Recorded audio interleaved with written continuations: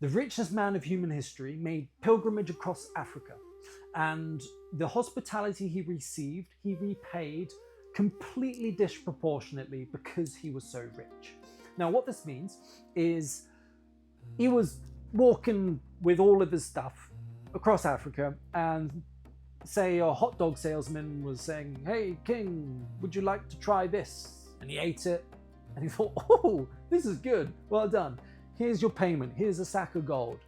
Problem is, he gave so much gold because he's so rich, and he didn't think much of it. It was worth more than like the entire town. And so the economy of the town just collapsed because suddenly these street vendors were wealthier than the entire town.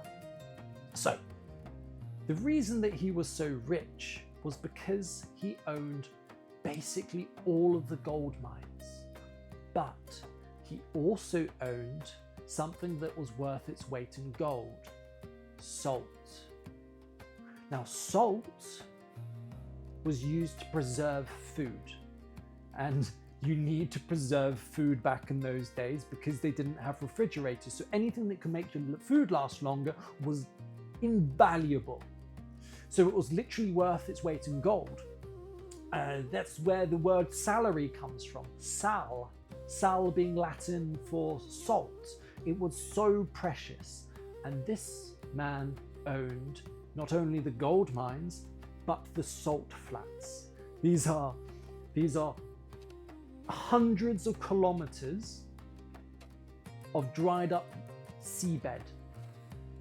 So you just had kilometers and kilometers of salt that is worth equivalent to gold. It was so rich. Now, why is salt important? Well, why do we still want salt? Why does things taste tasty when it has salt in it? It's because the body needs it, fundamentally needs it. It's an electrolyte. Now, an electrolyte is essentially a little chemical that helps the electrical signals go through your body. Now, it's to the left-hand side of the periodic table, which means it wants to give up an electron. Electricity, it's a little chemical battery that the body uses to send signals through your body. If your body is unable to send signals appropriately, correctly, optimally, it just doesn't function very well. And so you literally need salt in order to communicate with yourself. Not only that, is it's used in other processes within the cells and helps draw in water to the cells. So water's critical in cellular function. It's essentially the battery of the cell. It's the chemical battery of the cell. So salt is vital. Where am I going with this? Where I'm going with this is salt's good.